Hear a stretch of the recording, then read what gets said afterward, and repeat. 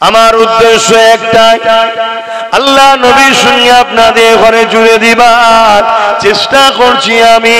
যদি নবী পাকের সঙ্গে জুড়ে যেতে পারেন, আরে জুলুম তো হবে, আবু জেহেল তো থাকবে, উতবা তো থাকবে, সাইবা তো থাকবে, আবু লাহাব তো থাকবে। যদি উমাইয়া না থাকে, বেলাল যে আল্লাহ রসুলকে ভালোবাসে, কতটা ভালোবাসে, এই ওয়াজ যে তোমাকে আমরা শোনাই, এই ওয়াজ তাহলে কি করে শোনাবো?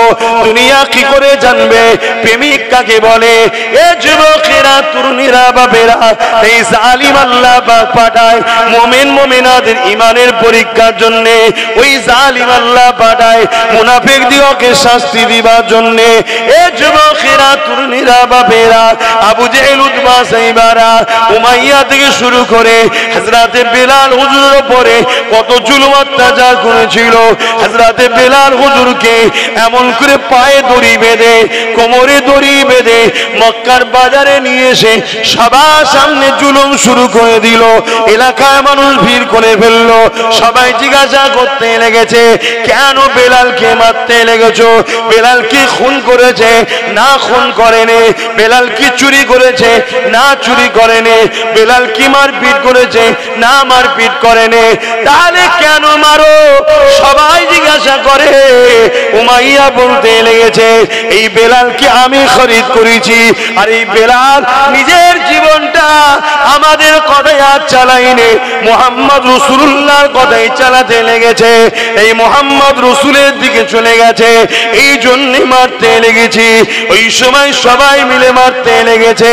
কিন্তু হযরতে বেলাল এত মার খাবার পরও জবান দিয়ে একটাই কথা বলেছে, এ আমার উমাইয়া শুনে রেখে দাও, তোমরা আমাকে যত মারো না কেন, এমনকি যদি মারতে মারতে মেরে ফেলো, আমি আল্লাহ ও নবী ছাড়া অন্য কাউকে মানব না। আর আজকে আমাদের ঈমান কোথায় বলো? আমাদের ঈমান কোথায়? 1000টা টাকার জন্য নিজের পর্দার মেয়েকে বাইরে বার করে দিচ্ছি, লাইন দিতে যা, ভাড়া লিয়ায়, এবার ভাতা লিয়ায়, নাউজুবিল্লাহ, ভাতা লিয়ায়। পাঠাচ্ছে না পাঠায়নি? মুসলমানের ঘরে, বেটিদের ঘরে বাইরে বার করেছি না করিনি? আরে ইসলামের দুশ্মন তো চাইবে মুসলমানের পর্দাকে তুলে দাও। পর্দা যদি মুসলিম বেটিরা করে, আল্লাহর সাহায্য মুসলিম বেটিরা পাবে। এদেরকে কেউ চরিত্র হরণ করে নষ্ট করতে পারবে না। শুনছেন তো নাকি? হযরতে ইসমাইল আলাইহিস সালামের আম্মাজান, হযরতে আম্মাজান হাজেরা ছোট্টবেলা থেকে নিজেকে গোপন করেছিলেন। বাপ ছাড়া তখনও বেগানা পুরুষ তাকে দেখেনি। যখন জালিম বাদশা তিনাকে পার্সোনাল কামরায় নিয়ে গিয়ে জোর করে তিনার ইজ্জত লুণ্ঠন করতে গিয়েছিলেন, শুনেছেন তো? জালিমকে আল্লাহ জমিনের মধ্যে মার্বেলের ঘরেতে পাকা সানেতে পুঁতে দিয়েছিল, তিনবার হয়েছে। লাস্টে আম্মা হাজেরার কাছে ক্ষমা চেয়েছে। জানেন না? জানেন না কেন? আম্মা হাজেরার বেলায় হলো, তোমার ঘরের মেয়ের বেলায় হচ্ছে না কেন? আমার আল্লাহ কি তাহলে আম্মা হাজেরাকে ভালোবাসে, তোমার ঘরের বেটিকে ভালোবাসে না? না, আমার আল্লাহ তখন শক্তিশালী ছিল, এখন দুর্বল হয়ে গেছে। নাউজুবিল্লাহ মিন জালিক। আল্লাহ ক্ষমা চাইছি, বুঝাবার জন্য বললাম। লা হাওলা ওয়ালা কুওয়াতা ইল্লা বিল্লাহ, আল্লাহু সাইয়্যুন কাদির। তিনি কখনো দুর্বল হননি, দুর্বল তিনাকে স্পষ্ট করতে কখনোই পারেন না। জোরে বলুন সুবহানাল্লাহ। কিন্তু আজ আমাদের মা বেটিদের ঘরে বড় প্ল্যানে মেলা দেওয়া হচ্ছে, মুসলিম এলাকায় যাত্রা দেওয়া হচ্ছে, মুসলিম এলাকায় মেলা দেওয়া হচ্ছে, পার্টি থেকে করা হচ্ছে। কেন? যাতে করে মুসলিম মেয়েরা বোরখা পরে হলেও যেন আসে, বোরখা পরে হলেও যেন আসে। এক তো বেপর্দা হয়ে গেলে বেপর্দার শাস্তি পেতিস এবং পাপ জায়গায় যাওয়ার শাস্তি পেতিস, কিন্তু বোরখাকে খারাপ জায়গায় নিয়ে যাওয়ার জন্য, ইসলামকে হারাম জায়গায় জড়ানোর জন্য ওই নারীর ঈমানটাই চলে যাচ্ছে। তাহলে কিভাবে আমাদেরকে বেঈমান বানাচ্ছে বুঝতে পারছেন? কারা বানাচ্ছে? আলেম উলামারা। এক কথা বলছেন না তো? সমাজে যাদেরকে আমরা তুষামতি করে মাথায় তুলি, তারাই তো আমাদেরকে বেঈমান বানাচ্ছে। আমাদের চাকরি দেয় না তারা, আমাদের রুজি রুটি তারা দেয় না, আমাদের খোঁজ খবর রাখে না, আমরা কিছু বিপদে পড়লে সাথ দেয় না। আমাদের ওয়াকফ বিলের জন্য, মসজিদ মাদ্রাসাকে দখল করার জন্য ও যেমন চুরি কি বলে চুরি করার চেষ্টা করছে, ইনি আবার বলছে দিল্লি চলে যাও, এখানে আন্দোলন নয়। এক্ষেত্রে কোনো বেটা আমাদের সাথ দেয় না, দেবে কি স্কুল বন্ধ কর, মদের দোকান দে। কেন মদের দোকান দেবে?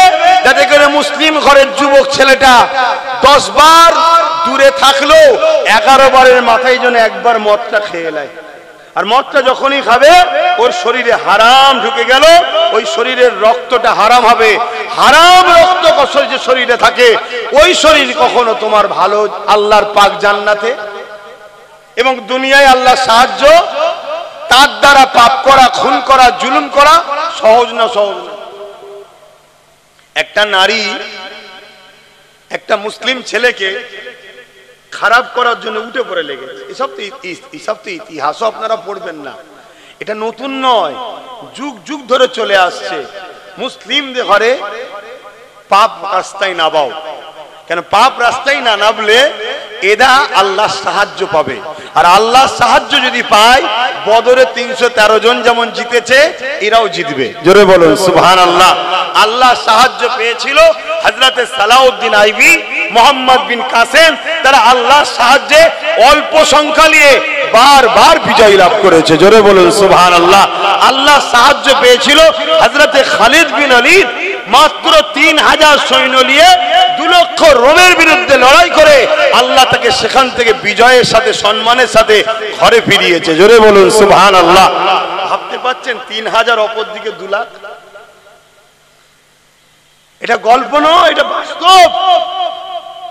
আমরা তো সবসময় ম্যান দেখি, আমরা নিজেরাই বলি আমরা কি করব, আমরা গুটি কত লোক, আমাদের কি হবে, আমাদের হাতে পুলিশ নেই, আমাদের হাতে এই নেই, আমাদের হাতে অস্ত্র নেই, আমাদের হাতে পয়সা নেই, বলি না বলি না? এইসব ইমানের দুর্বলের লক্ষণে কোনো ইমানদার কখনো পয়সা দেখে না, ইমানদার কখনো পুলিশ প্রশাসন দেখে না।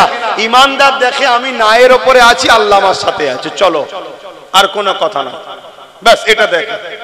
শুনছেন, পয়সা থাকলেই যদি কামিয়াবি হতো, বড় বড় সেলিব্রিটি যাদেরকে দুনিয়ায় বলে, খেলোয়াড় জগতে যাও, সিনেমা জগতে যাও, যে কোনো জগতে যাও, যাদের দুনিয়া বড় বড় সেলিব্রিটি বলে, তাদের একটা ছেলে দেখাতে পারবে তাদের মতো উপযুক্ত হতে পেরেছে? তাহলে পয়সা সমাধান নয়, সমাধান হলো তোমার আল্লাহর উপরে অগাধ ভরসা রাখতে হবে, ঈমান রাখতে হবে। অন্য কোন ধর্মের জাতি সে কিসের উপরে ভরসা করছো, তোমাকে আমাকে ডিপেন্ড করলে হবে না। তো ভাইয়েরা আমার, সর্বক্ষেত্রে রাসূলকে মডেল বানাতে হবে, তবেই কামিয়াবি, তবেই কামিয়াবি।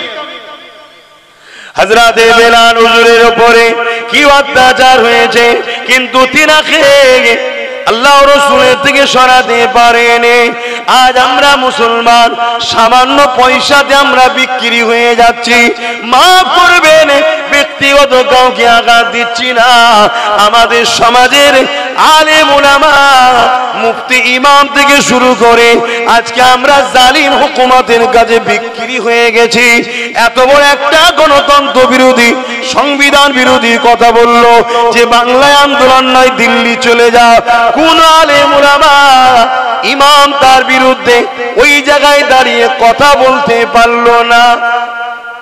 পেরেছে? কেন পারেনি? কোথায় দুর্বল হচ্ছি বুঝতে পারছেন?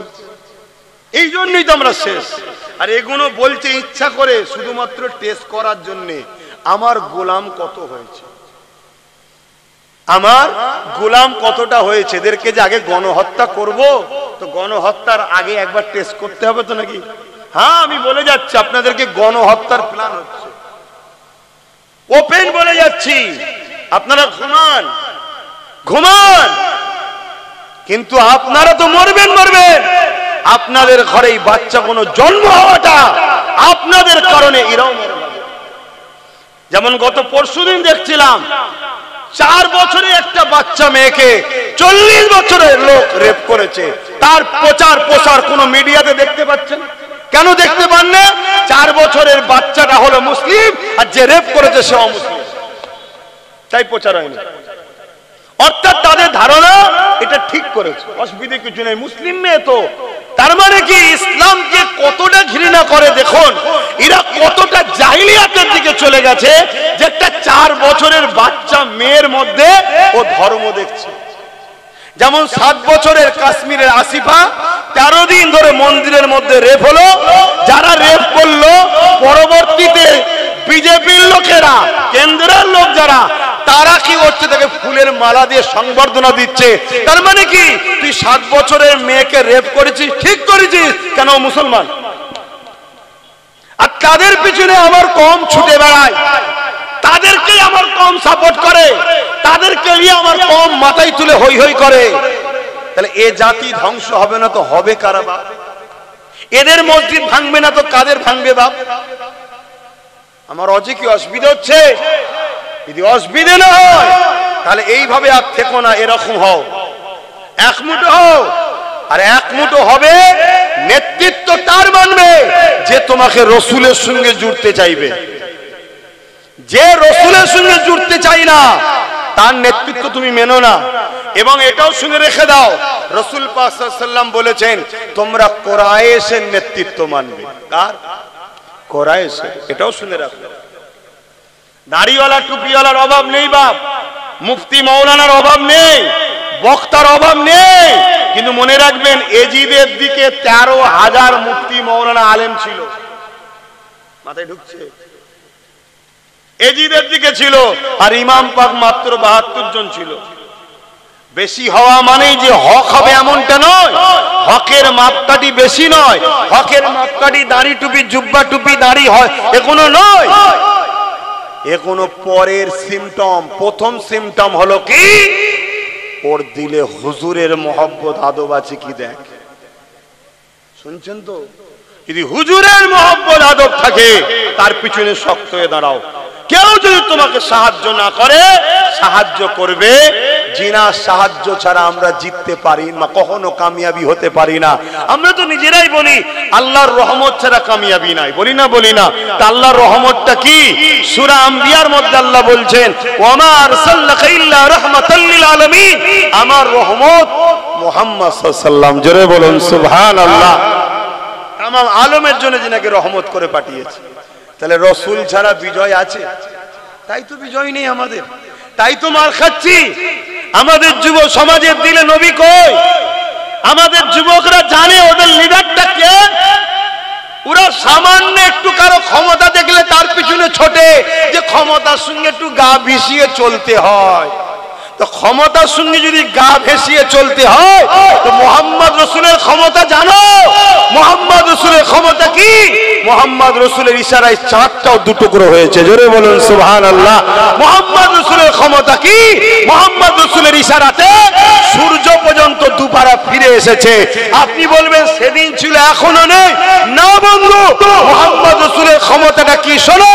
তার একটা জুতোর পায়ে, তিনার জুতোর পায়ের ধুলোরও উপযুক্ত আব্বাস সিদ্দিকী নয়, কিন্তু মুহাম্মদ রসুলের পক্ষে থাকার জন্য যখন ব্রিগেডে উঠছিল, যে ইতিহাস লোক দেখেছিল, আজ পর্যন্ত ইতিহাস ব্রিগেডের কখনো কেউ দেখেনি। এটা মুহাম্মদ রসুলের ক্ষমতা। জোরে বলুন সুবহানাল্লাহ, আরো জোরে বলুন সুবহানাল্লাহ।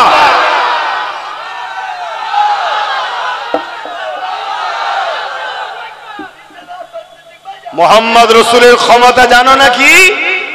মুহাম্মদ রসুলের একটা গোলাম, একটা গোলাম এই বাংলায় কি কেন্দ্র কে রাজ্য উভয় সরকারের ঘুমকে হারাম করে দিয়েছে, নাম তার নওশাদ সিদ্দিকী। একটা গোলাম। শুনছেন তো নাকি? কষ্ট হলো নাকি কথা শুনে? আরে বাস্তব কথাটা শোনো। তুমি কার পিছনে ছুটছো? তুমি কোন মুসলমানকে কম্পেয়ার করছো? হ্যাঁ, হজ হাউসের মধ্যে মদের বোতল পাওয়া যাচ্ছে, যেখানে মদ থাকে সেখানে নারী জাইনের কি মানে আছে? সেখানে তুমি এহরাম বেঁধে হজ করতে যাচ্ছ? তাহলে তোমার হজটাকে, এত পবিত্রতা জিনিসটাকে রাজ্য সরকার কিভাবে তুচ্ছ করছে বুঝতে পারছো না? কথা মাথায় ঢুকছে? আমার কথায় আপনারা বেজার হচ্ছেন কেন? আমার মুসলমানের মধ্যে কিছু মুসলমান আছে কেন্দ্র সরকারের বিরুদ্ধে বলো, রাজ্যের বিরুদ্ধে বলা, তার মানে কি ও মূলত কেন্দ্র সরকারের বিরোধী, রাজ্য সরকারের দালাল। আর আমরা বলবো অন্যায়ের বিরুদ্ধে, সে কেন্দ্র হোক আর রাজ্য হোক আর আমেরিকা হোক আর প্যালেস্টাইন কি বলে ইসরায়েল হোক, অন্যায় যে করবে সে যদি আমার মায়ের পেটের ভাই নওশাদও যদি অন্যায় করে তার বিরুদ্ধে আব্বাসকে বলতে হবে, তবেই আব্বাস মোহাম্মদ রাসূলের গোলাম হবে। যে আমার ভাই হয় ও অন্যায় করছে, করুক কি যায় না, অন্যায় অন্যায়। শুনছেন না শোনেন না? তো ভাইরা আমার, এখনো সময় আছে, আমি আবার বলছি এখনো সময় আছে, পরিবর্তন হন, এখন অ্যাক্টিভ হন, একটাই কথা বলুন, আমরা কারো পক্ষে নয় কারো বিরুদ্ধে নয়, যে আমাদের ভাগিদারি দেবে আমরা তার সাথে আছি। ভাগিদারি ভাড়া নয়, ভাতা নয়, দালালি নয়, পাওনার হিস্সা। শুনছেন তো নাকি? আমার কথায় কষ্ট পেয়েছেন?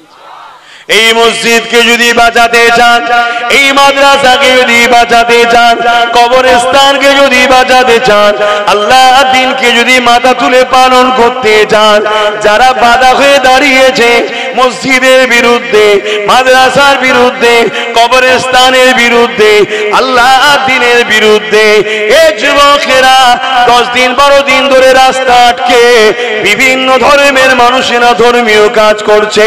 হ্যাঁ, দেশ সবাই সবাই করবে, তার বেলায় কোনো আপত্তি নাই।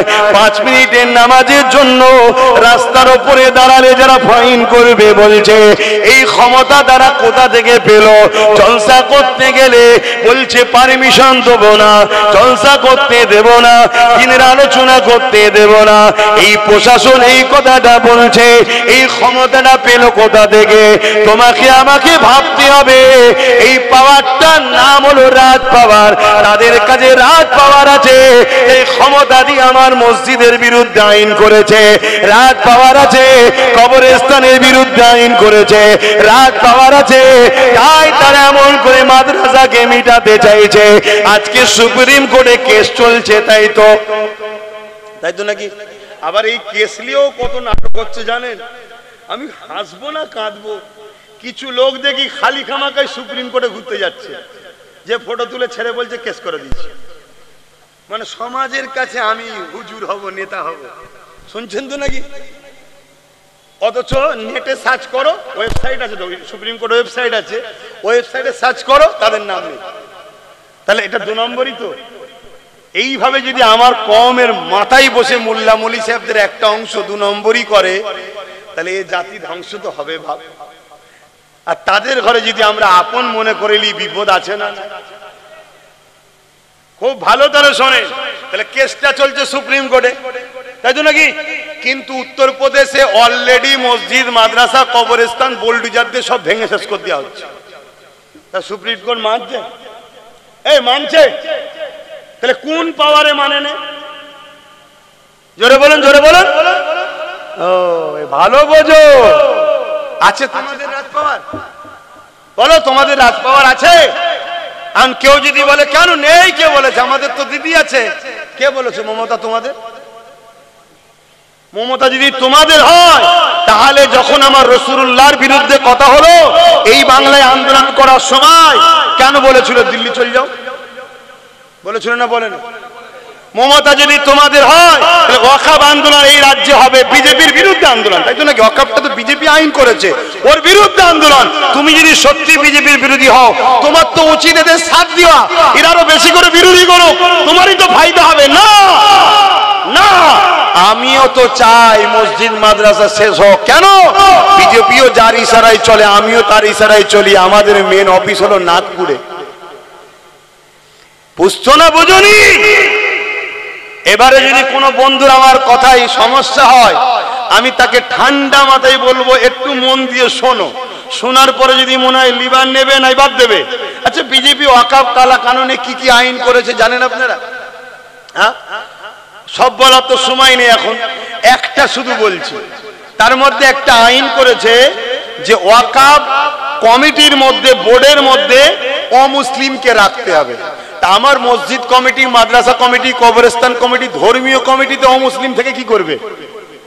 এটা হলো বিজেপি করতে চাইছে, কেন্দ্র সরকার এটা করতে চাইছে। কথা মাথায় ঢুকছে? এটা ঠিক করছে না অন্যায় করছে?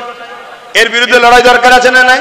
তো লড়াই হচ্ছে, প্রতিবাদ হচ্ছে, সুপ্রিম কোর্টে কেসও হচ্ছে। এমনকি গর্বের সাথে বলছি নওশাদ সিদ্দিকও কেস করেছে, কেস চলছে।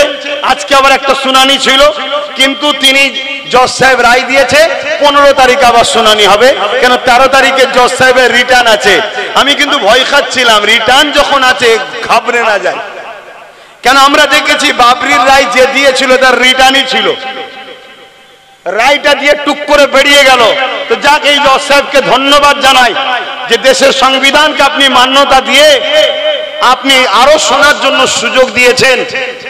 মানুষের আস্থার উপরে যেভাবে রায় দিয়েছিল বাবরি মসজিদের বিরুদ্ধে, ওই জজকে ধিক্কার জানায়। সংবিধানের বিরোধী কাজ করেছে ওই জজ সাহেব, কিন্তু এই জজ সাহেব তিনি যথেষ্ট সংবিধানকে মান্যতা দিয়ে আগামী দিন ঠেলে দিয়েছে, তাই তেনাকে ধন্যবাদ জানাই। মনে রাখবেন, জজ সাহেব একটা মানুষ, তিনিও যদি সংবিধান বিরোধী কাজ করে সেও কিন্তু আমাদের আপন নয়। কেন দেশ আগে, সংবিধান আগে, জজ আগে নয়। মাথায় ঢুকছে না? ঢুকে নেই। আমাদের মধ্যে একটা প্রচলন আছে, কোর্ট যখন বলে দিয়েছে আর বলা যাবে না, এটা ভুল কথা। সংবিধান বিরোধী যদি রায় হয় মানা যাবে না। সংবিধানের পক্ষে হলে আব্বাসের ঘাড়কে মানতে হবে। শুনছেন না? তো সুপ্রিম কোর্ট রায় দিয়েছে 15 তারিখে আবার শুনানি হবে। শুনছেন তো? আমরা অপেক্ষায় থাকবো। আন্দোলন বন্ধ করে ঘুমাবো তো নাকি? ঘুমাবেন না কেন? অনেকে তো আন্দোলন বন্ধ করে দিয়েছে। কেন? দিদি বলে দিয়েছে আমি তো বাংলায় করতে দেবো না, কেন আন্দোলন করছিস, তাই বন্ধ করে দিয়েছে, দিয়ে সব ঘুমোচ্ছে। ঘুমালে হবে? আন্দোলন বাড়াতে হবে। আর আহলে সুন্নাত ওয়াল জামাতের ছেলেরা আন্দোলন করতে যাচ্ছে, প্রশাসন গাড়ি ভর্তি লোক নিয়েছে, বন্ধ করে দিচ্ছে। কেন? আমি তো রোডে আন্দোলন করিনি, আমার ছেলেদেরকে বলেছি রোডে নয়। কেন? রোড সবাই যাতায়াত করছে, যারা যাতায়াত করছে তারা কি আইনটা তৈরি করেছে নাকি? আমাদের লড়াই কি হিন্দুদের বিরুদ্ধে, আদিবাসী সাঁওতাল বাগদি কোনো মানুষের বিরুদ্ধে না? আমাদের লড়াই কেন্দ্রের জালিম সরকার যে বিল করেছে তার বিরুদ্ধে, ঠিক তো নাকি? কেন? সে বিলটা করেছে এক ধর্মের বিরুদ্ধে, দ্বিতীয় হলো সংবিধান বিরোধী আইন তৈরি করেছে। অতএব আমার দেশের সংবিধানকে যে মানবে না, সে দেশের মাথায় বসে আছে, তো কি হয়েছে? তার বিরুদ্ধে আমরা বিরোধী করব, ঠিক না বেটি? কেন? দেশ আছে, সংবিধান আগে, দেশের প্রধানমন্ত্রী আগে নয়। প্রধানমন্ত্রী কত এসছে, মরে গেছে, কত চলে গেছে, এ বেটা আছে, কাল চলে যাবে, অন্য কেউ বসবে। কিন্তু দেশ ভারতবর্ষ চলবে ডক্টর বাবা সাহেব আম্বেদকরের লিখে যাওয়া সংবিধান। এই দুটোর বাইরে সে প্রধানমন্ত্রী হোক আর সিএম হোক, জেলার সাহেব হোক, অন্যায় করলে তার বিরুদ্ধে কথা বলতে হবে। এর নাম হলো ভারতীয়, এর নাম হলো দেশপ্রেমী। বলবেন না? বলবেন না? তাহলে কি আইন করতে চাইছে? অমুসলিমকে ঢুকাতে হবে। মন দিয়ে শোনেন। আচ্ছা বলুন তো ভাই, মুসলমানদের ওয়াকফ সম্পদ আছে, হিন্দু ভাইদের কি কোনো ধর্মীয় সম্পদ নাই? হ্যাঁ আছে, দেবত্ব সম্পদ। এটা হিন্দু ভাইদের বোঝানো দরকার আছে না নাই? আপনাদেরই বুঝাতে হবে যে ভাই এটা শুধু আমাদের ব্যাপার নয়, এটা সবার ব্যাপার। কেন? আপনারা জানেন 2023-এ আদিবাসীদের জল জঙ্গলের সম্পদকে কেন্দ্র সরকার কিনে নিয়েছে। 2025-এ আমাদের সম্পদের বিরুদ্ধে আইন তৈরি করেছে। তা 2000 এর পরে দেবত্ব সম্পদের উপরে হাত দেবেন, এর কি মানে আছে? অতএব আসুন আমরা সবাই এক হয়ে আন্দোলন করি। এটা সর্বধর্মের মানুষকে বুঝাতে হবে। এবং এই আইনটা সংবিধানের বিরুদ্ধে। কেন? আইনে আছে যে ধর্মের মানুষ সে ধর্মের সম্পদের কমিটির রক্ষণাবেক্ষণ তারা হবে, এটা হচ্ছে আইন। তাই হিন্দু ভাইদের দেবত্ব সম্পত্তির যে কমিটি আছে তার মধ্যে লেখা আছে ও হিন্দু থাকতে পারবে না। ভুল লিখেছে না ঠিক লিখেছে? ঠিকই লিখেছে। তার ধর্মের ব্যাপারে মুসলমান ঢুকে কি করবে? সেখানে সেখানে মন্দিরের ব্যাপার রয়েছে, তার ধর্মীয় কালচারের ব্যাপার রয়েছে, আমরা কি বুঝি? তার ধর্মীয় জিনিস সে থাকবে, তাহলে তাদের কমিটিতে লেখা আছে ও হিন্দু থাকতে পারবে না, শুধু হিন্দু যে হবে সে থাকবে। ঠিক তেমন খ্রিস্টানদের সম্পদ আছে, খ্রিস্টানদেরও লেখা আছে খ্রিস্টান ছাড়া অন্য ধর্মের লোক থাকতে পারবে না। প্রত্যেকের এরকম সিস্টেম আছে। ঠিক তেমনই মুসলমানদেরও লেখা আছে মুসলমান ছাড়া অমুসলিম ওয়াকফ বোর্ডে ঢুকতে, জোরে বলো, পারবে না। এই আইনটাকে বাদ দিয়ে, সংবিধানের এই ধারাটাকে বাদ দিয়ে জোর করে গায়ের জোর সংখ্যাগরিষ্ঠতা দেখিয়ে বিজেপি আইন তৈরি করছে কি ওর মধ্যে অমুসলিম ঢুকবে ওয়াকাফের মধ্যে, বাকি সব ধর্মের যা আছে থাকবে, শুধু মুসলমানদেরটাই ঢুকবে। কথা বুঝছেন তো নাকি? এটা অন্যায় করছে না করেনি? একটু সাড়া দেবেন তাড়াতাড়ি। অন্যায় করছে, তাহলে এই অন্যায়ের বিরুদ্ধে কেস চলছে। সুপ্রিম কোর্টের জজ সাহেব যত প্রশ্ন করেছে, কি তোমরা আজকে ওয়াকাফে অমুসলিম ঢুকাচ্ছ, তাহলে অন্য সম্পদে মুসলমান ঢুকাবে তো? সুপ্রিম কোর্ট জিজ্ঞেস করেছে। চর খেয়েছে আইনের, চর খেয়েছে কেন্দ্র সরকার, আইনের চর খেয়ে মুখ ভুতা করে পালিয়ে গেছে। কথা বুঝে আসছে তো? সেই জায়গাতে এটা অন্যায়, এর জন্য আন্দোলন আরো অনেক ভয়ানক ভয়ানক করেছে। কিন্তু আমি আপনাদেরকে একটা তথ্য দেবো আজকে, বলবো না থাকবে, কষ্ট হবে না তো কারো? তাহলে কেন্দ্র সরকার অমুসলিমকে ঢুকাবার জন্য আইন করেছে, সুপ্রিম কোর্ট সেটাকে রুখে দিয়েছে। এখনো কি ঢুকাতে পেরেছে? জোরে বলেন, পারেনি। কিন্তু পশ্চিম বাংলা সরকার 2024-এ পশ্চিম বাংলা ওয়াকফ বোর্ডে দুটো অমুসলিমকে ঢুকিয়ে দিয়েছে। তাহলে কে এক কাঠি বাড়া? আমরা নবী ছেড়ে কত ঠকছি, বুঝতে পেরেছো? এই জায়গায় নবীর কি কথা আছে বা শুনতে হবে। নবী বলছেন, প্রকাশ্য দুশ্মনের কাছে আমার উম্মত হারবে না, আমার উম্মত প্রকাশ্য দুশ্মনের কাছে বিজয় লাভ করবে। জোরে বলুন সুবহানাল্লাহ। আমার ভয় হয় আমার উম্মতকে বন্ধু সেজে পিছন থেকে ছুরি মারবে ধোঁকাবাজ মুনাফিকরা, আমার উম্মতকে শেষ করবে। তার প্রমাণ দেখুন, প্রকাশ্য দুশ্মনী করতে গেছে, কেস চলছে, বিশাল লড়াই পুরো দেশ জুড়ে চলছে। আর দেখুন ঘুমটা দিয়ে চুপি চুপি ঢুকিয়ে দিচ্ছে দুজনকে। শুনছেন তো নাকি? কষ্ট হলো, মনে কষ্ট হলো। যদি তোমার কাছে মসজিদ মাদ্রাসা আগে হয়, তাহলে আব্বাস সিদ্দিকীর কথা কষ্ট হবে না। কারণ আমার ওয়াকফ বোর্ডে কেন মুসলিমকে রাজ্য সরকার ঢুকালো, এর কৈফিয়ত নেওয়ার দরকার আছে না নাই? এত আন্দোলন হচ্ছে ওয়াকফ বাঁচাও, ওয়াকফ বাঁচাও, কখনো কারো মুখ থেকে শুনেছো যে এই দুজনকে কেন ঢোকানো হলো? জবাব দাও। তাহলে এরা আন্দোলন করছে এর পক্ষে ওর বিরুদ্ধে, এরা মোটেও আল্লাহর জন্য আন্দোলন করেনি, এরা এর দালালি করছে, ওর বিরোধী করছে। কেন এর দালালি করছে? এ ওয়াকফ থেকে কিছু কিছু দেয়, তুইও খা আমি খাই, তুই খা আমি খাই, গরিব যেন না পায়। অ্যাকচুয়ালি ওয়াকফটা তো গরিবদের। শুনছেন না শোনেন না? এই যে আপনাদের পাশে পীর আব্বাস আলী গোরাচাঁদ হুজুরের মাজার হাড়ুয়ায় 900 বিঘে জায়গা, তার মধ্যে মাত্র আছে 3.25 বিঘে, 3 বিঘেও নয়, আমি রাউন্ড ফিগারে 3 বিঘেই ধরছি। তাহলে 900 থেকে 3 বিঘে থাকলে বাকি কত বিঘে হারিয়েছে? 900 বিঘে থেকে চাচা 9 বিঘে নয় আব্বা, 900 বিঘে থেকে 3 বিঘে আছে 897 বিঘে। এই পশ্চিম বাংলা সরকারের নেতা মন্ত্রী আমলা চামলারা সব ঝেড়ে খাচ্ছে। তাহলে এরা কি ওয়াকফের বিরুদ্ধে? এই ওয়াকফ কালাকানুনের বিরুদ্ধে এরা মনে হচ্ছে? মাথায় ঢুকছে না ঢোকেনি? আব্বাস সিদ্দিকীর জলসা কেন রুকা হয় বুঝতে পারছেন? হ্যাঁ, আমার জলসা রুকা হয় এই কারণে যে এ তো শুধু কেন্দ্রের বিরুদ্ধে বলবে না, এ তো আমার দুর্নীতিটাও বলবে। অতএব ওকে রোকো, ওকে আসতে দিও না, ওকে আটকাও, ও জলসা করতে দিও না। কিন্তু আমি জানি যদি একটা দরজা কেউ বন্ধ করে, আমি জিনার হয়ে কথা বলছি, তিনি 1000টা দরজা খুলতে পারে। জোরে বলুন সুবহানাল্লাহ। তিনি কে? জোরে বলুন কে?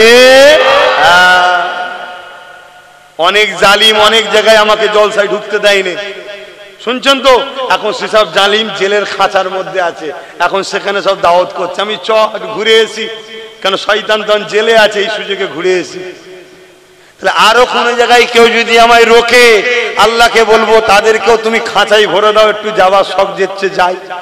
কি আমি তো আল্লাহকে বলবো, তা আল্লাহ যখন সময় হবে আমাকে ওই এলাকায় নিয়ে যাবার, আল্লাহ ঠিক জালিমকে খাঁচাই ভরে দেবে, আর না একেবারে কাফন পরিয়ে দেবে, যা চলে যা, একেবারে চলে যা। কথা শুনছেন না শোনেন নে? কিন্তু আল্লাহ যদি হুকুম না থাকে আমি যেতে পারবো? খোদার বিনা হুকুম ছাড়া গাছের পাতা লড়ে? জোরে বলুন। তা খোদার বিনা হুকুম ছাড়া যদি গাছের পাতা না লড়ে, তাহলে মিশরে ফেরাউনকে রাজা বানিয়েছিল কে? নমরুদকে রাজা বানিয়েছিল কে? সাদ্দাতকে, আবু জেহেলকে, উদবাকে, সাইবাকে কে বানিয়েছে?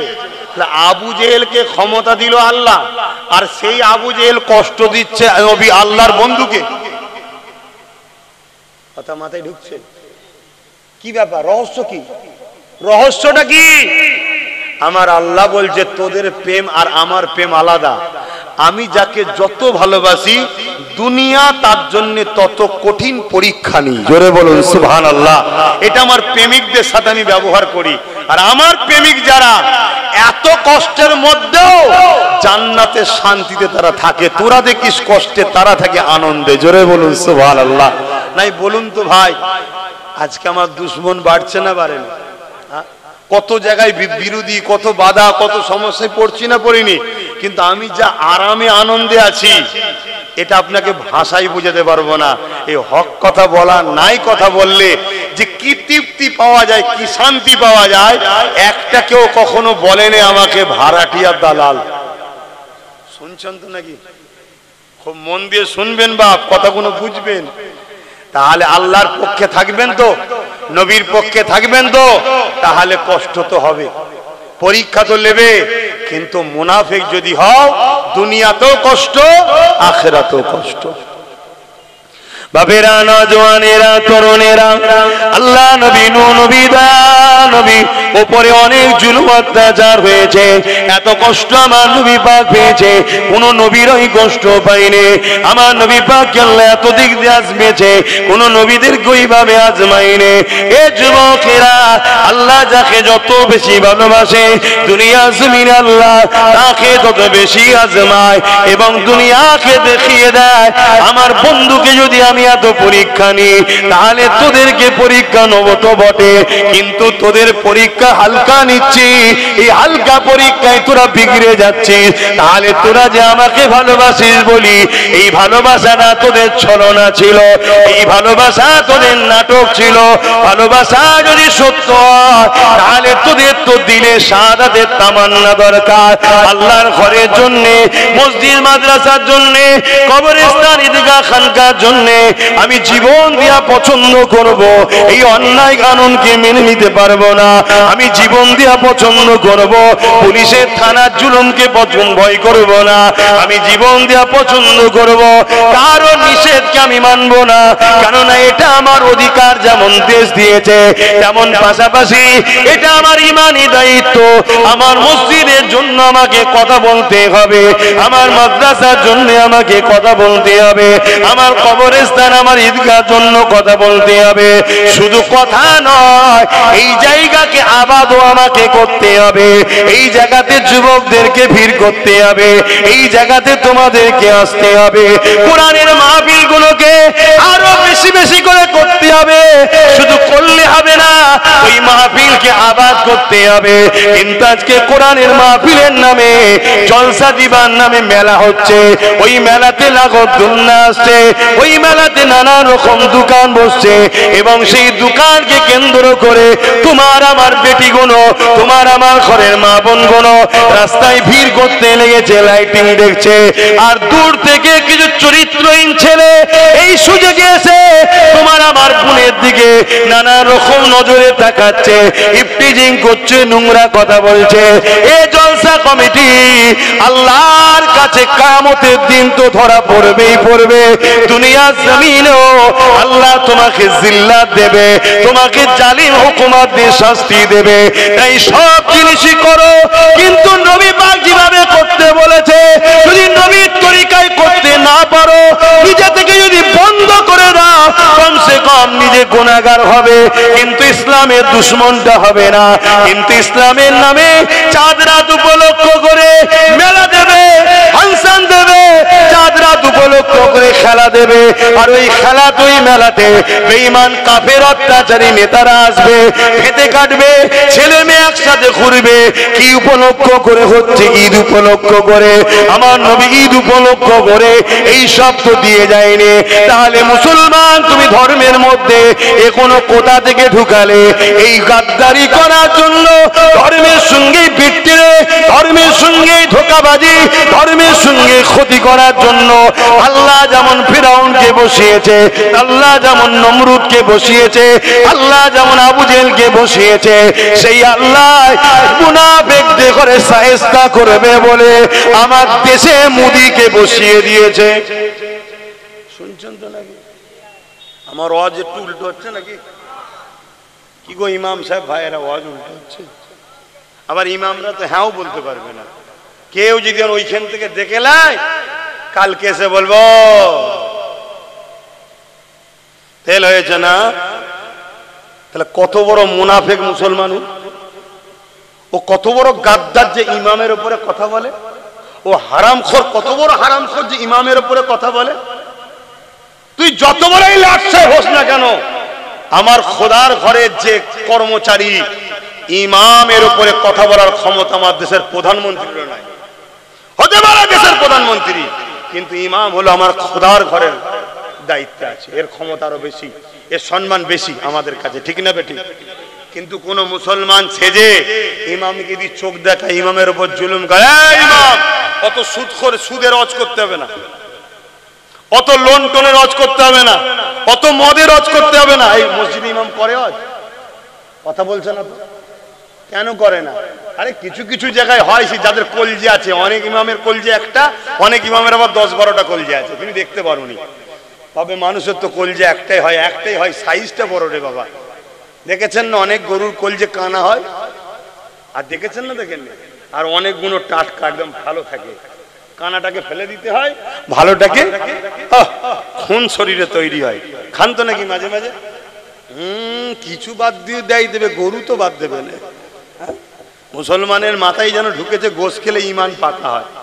কে বলেছে সব কথা? হ্যাঁ, আমরা মুহাম্মদ রসুলের উম্মত। হ্যাঁ, আল্লাহ হালাল করেছেন, খাবেন, আমি ওর বিরুদ্ধে নাই। কিন্তু আজকাল যে আমাদের শরীরের টেম্পার, এই শরীরে কিন্তু ওই প্রোটিন হজম করার ক্ষমতা নাই। তাই কখনো সখনো হালকা ফুলকা খেলেন।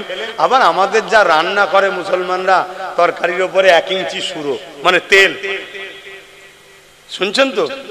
বলে হুজুর আবার খাওয়ার পিছনে চলে গেল। দাদা খাওয়াটা বাদ দিলাম, যা খাওয়াটা বাদ দিয়ে দিলাম। লেন, এই তোদের 3 জনের কি হয়েছে রে? কি সমস্যা হয়েছে? দেখেছি তাও পালাচ্ছে কেমন, দেখেছিস? ওদের 3 জনের কি একসাথে কিছু চাপ লেগেছে নাকি? কি সমস্যা হলো 3 জনের? আমার অজে কষ্ট হলো।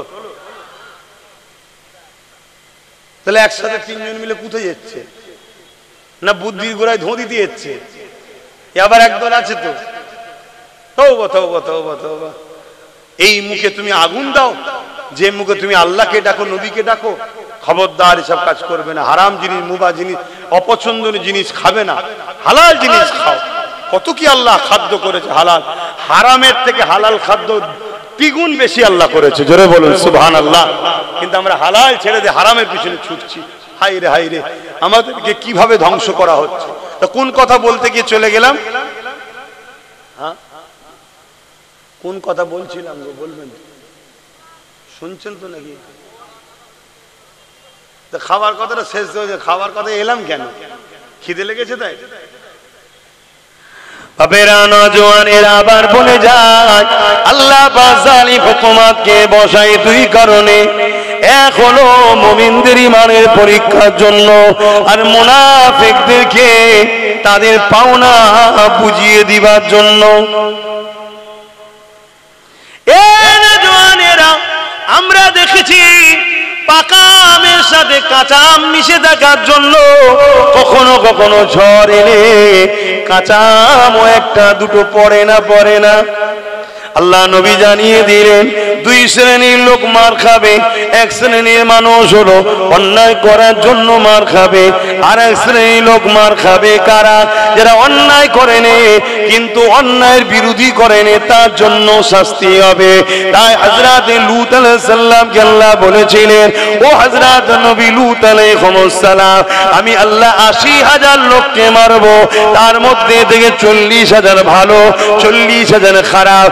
একটা মহামারী দিয়ে আল্লাহ পাক মারবে 80,000 লোক, তার মধ্যে 40,000 ভালো, 40,000 খারাপ। হযরত নবী লূত আলাইহিস সালাম আল্লাহ পাককে বললেন, আল্লাহ অন্যায় করেছে শাস্তি পাবে, ভালো লোকগুলোকে কেন আপনি মারবেন? আমার আল্লাহ পাক জানিয়ে দিলেন, ও হযরত নবী লূত, ভালো লোকগুলো খারাপ লোকের বিরোধী করে না, উপরন্তু তাদের সঙ্গে মেশে কেন? শুনছেন? তাহলে মার আমরা কেন খাচ্ছি? হয়তো অবশ্যই ইনশাল্লাহ আমরা ইমানদার, বলুন না ইনশাল্লাহ, সন্দেহ নাই। তারপরও মার খাচ্ছি কেন? আমরা খারাপ লোকের হয় অন্যায় দেখে চুপ থাকি, আর নাই খারাপ লোকের সঙ্গে মিশি।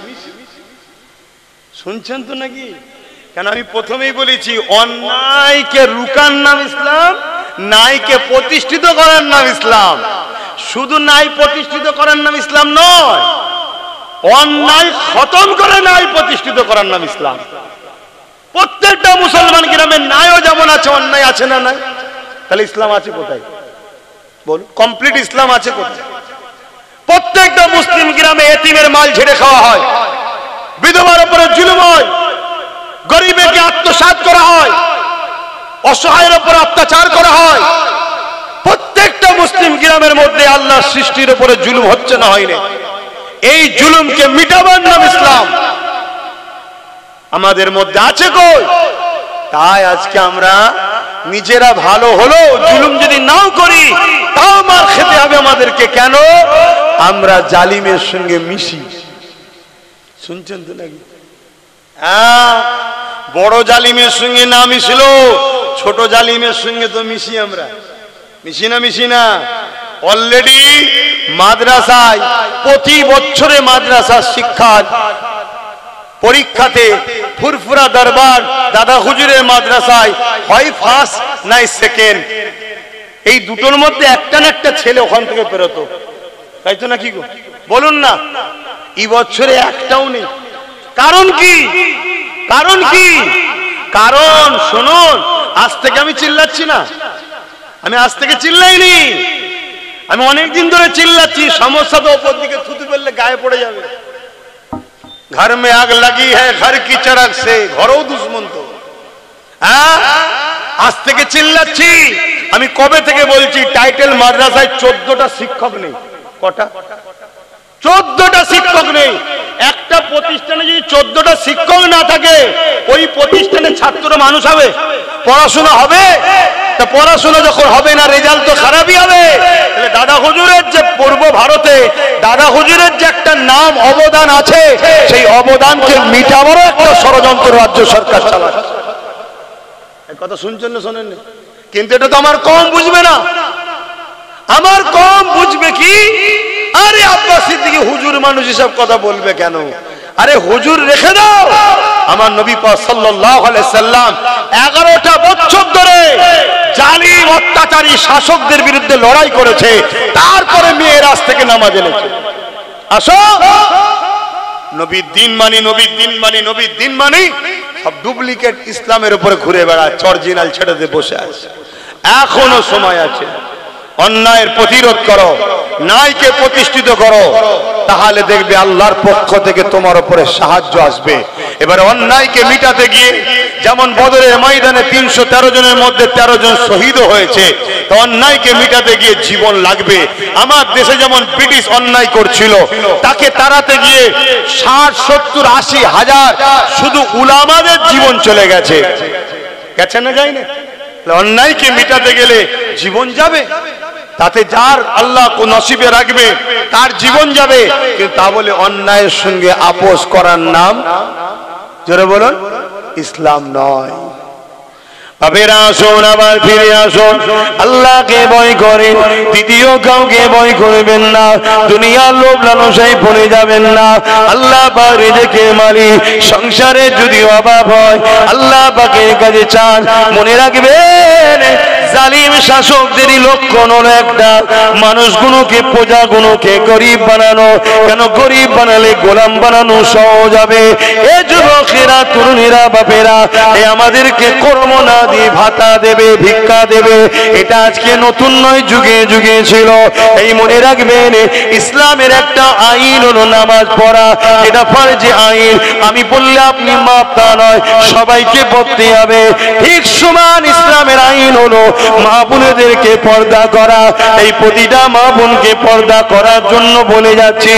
আপনাদের ঘরেও বলতে হবে, বিশেষ করে বাপ জানেদের বলে যায়, আপনি নামাজ পড়ে রোজা রেখেছে, আপনি হজ করেছেন, যাকাত দিয়েছে, কিয়ামতের দিন আল্লাহ আপনাকে উঠাবে। নামাজের বেলায় রাইট চিহ্ন, রোজার বেলায় রাইট চিহ্ন, হজের বেলায় কামিয়াবি, সব জায়গাতে আপনি নিখুঁত ভাবে বেরিয়ে গেলে এবারে কি জান্নাত চলে যাবে? আল্লাহ বলবে না, যাওয়া হবে না। এবারে বলো তোমার স্ত্রী পর্দা করেছিল কিনা? ওই জায়গায় যদি আপনি বলে, আল্লাহ এটা ওকে জিজ্ঞাসা করে, আমার আল্লাহ বলবে না না না না, ওর অভিভাবক গার্জেন তুমি ছিলে, তুমি কেন কৈফিয়ত দেবে না?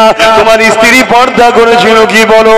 যদি স্ত্রী পর্দা করে থাকে, স্ত্রী শরিয়াত চলে থাকে, এই জায়গাতেও ধরুন পাস করে গেলে আল্লাহ এবারে যায়, আল্লাহ বলবে না না না, বলো তোমার কন্যা সন্তান পর্দা করেছিল কিনা, সে দিন অনুযায়ী ছিল কিনা, তার বিষয়ে তুমি জানাও। এ যুবকেরা, আমাদের সমাজে একটা কথা আছে, পুরুষদের থেকে নারীরা নাকি বাপকে বেশি ভালোবাসে। এই কথাটা অস্বীকার করা যাবে না, অতি সত্য কথা। কন্যা সন্তানরা বাপকে বেশি ভালোবাসে, কিন্তু মনে রাখবেন আজকের দিনেতে বাপেরা যদি জাহান্নামে যায়, 100-র মধ্যে 99টা বাপ কন্যার জন্য জাহান্নামে যাবে। শুনছেন তো নাকি? আমার আজ কি ইসলাম বিরোধী হচ্ছে? কেন কন্যার জন্য যাবে? প্রত্যেকটা মেয়ের হাতে এখন মোবাইল, আর ওই মোবাইলে সেলফি তুলছে আর ডাউনলোড করছে, লাখ কোটি লোক দেখছে, চোখে জেনা হচ্ছে। যে দেখছে তারও জেনা, আর যে বেটিটা করছে তারও ওই পাপ হচ্ছে। এর জন্য বাপকে কিয়ামত দিন ধরা হবে। শুনছেন আব্বাজান? ও হুজুর, তুমি যা ওয়াজ করছো সমাধান কি করে হবে? কে বলেছে হবে না? যদি আপনি ছোটবেলা থেকে তারবিয়াত দিতেন, তোর মডেল হলো খাতুনে জান্নাত, এলে জীবনী লে পড়, তাহলে আপনার বেটিটা খাতুনে জান্নাতের সাথেই জান্নাতে থাকতো। আপনি ছোটবেলা থেকে তারবিয়াত দিয়েছেন কি? হ্যাঁ বলে, কি শিখিয়েছেন? এখন বড় হয়ে মানুষ করতে গেলে আর হয়? ইট যখন পেকে যায় তাকে তো আর ভাই ব্যান্ড করা যায় না, কাটতে হয়। এখন যখনই আপনি কিছু বলছেন ও ফোঁস তুলছেন, ফোঁস তুলছে অমনি। কিন্তু আমার কাছে স্পষ্ট হিসাব, আমার ওয়াজ শুনলে আমার মা বোনরা রেগে যাবে না তো? কেন? ওরা খুব ভালোবাসে আমায়, তো ভালোবাসে বলেই তো বুঝাতে চাইছি যে জাহান্নামে যাসনি মা বোনের, একসাথে জান্নাতেই যাবো নাকি? এই জন্য তো বুঝাচ্ছি। ভালোবাসার নাম কি? জাহান্নামে ঢেলে দিও? ভালোবাসার নাম তোকে জান্নাতে নিয়ে যাওয়া, তাই তো নাকি? তা তুমি আমার মা হও, তুমি আমার বোন হও, তোমাকে সৃষ্টি করেছে যে, তিনার বিধান তোমার উপরে চলবে না অন্য কারো? বলো, তোমার উপরে জোরটা কার? একজনেরই, যে বের বানিয়েছে তোমায়। আমার উপরে কার জোর চলবে? আপনাদের কেন চলবে না? আপনারা আমাকে বানান না, তো আপনারা আমাকে জোর চলবে কি করে? আমার উপরে জোর চলবে একমাত্র আমার স্রষ্টা, যিনি আমায় বানিয়েছে। তিনার হুকুম বাপ মাকে মানতে হবে, তাই বাপ মাকে মানতে হবে। এটাও তিনারই জোর, তিনারই হুকুম। কথা মাথায় ঢুকছে? ঠিক তেমনই একটা কন্যাকে বিবাহ দেওয়া পর্যন্ত বাপের দায়িত্ব, বিবাহের পরে দায়িত্ব সম্পূর্ণ স্বামীর। স্বামী যদি মনে করো তুমি তোমার স্ত্রীকে অমুকের মেয়ে তো জুলুম করে পাঠিয়ে দেবো, না না না না, মনে রেখে দিও তোমাকেও মরতে হবে, কিয়ামতের দিন আল্লাহ তোমাকেও ধরবে। এখন থেকে ওই নারীটার সম্পূর্ণ দায়িত্ব তোমার, সেই দিন পর্যন্ত, যতদিন পর্যন্ত ওই নারীটা একটা পুত্র উপযুক্ত সন্তান গার্জেন হিসাবে, বডি গার্ড হিসাবে না দাঁড়াতে পারবে, ততদিন স্বামীর দায়িত্ব। যেই হয়ে গেল ওবার দায়িত্ব হয়ে গেল তার বড় ছেলের। শুনছেন তো নাকি? তাহলে নারীকে কত সম্মান দিয়েছে। প্রথম সমস্ত কিছু, থাকা খাওয়া সবকিছু দায়িত্ব বাপের, তারপরে স্বামীর, অর্থাৎ তার গার্ড, তার সবকিছু, তার থাকা খাওয়া, টেনশন, ওষুধ, জামা কাপড় সব কোথায় পাবি তুই, খেটে লিয়াই। শুনছেন তো নাকি? নারী নিশ্চিন্তা।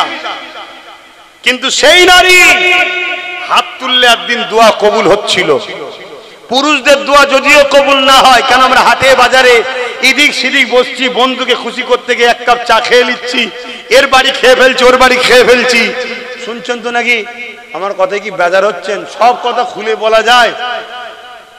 হযরতে মুসা আলাইহিস সালাম একদিন তুর পাহাড়ে যাচ্ছে, এটা আবার বলে দিই না হয় ইখতিলাফ হবে।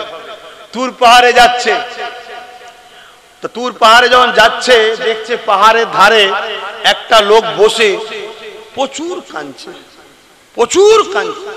মুসা নবী তার কাছে এসে সালাম দিয়ে বলছে, ভাই এত কাঁদছো কেন, কি হয়েছে? বলছে, আমি অনেক দিন ধরে, অনেক বছর ধরে কাঁদছি, আল্লাহ আমার দোয়া কবুল করছে না।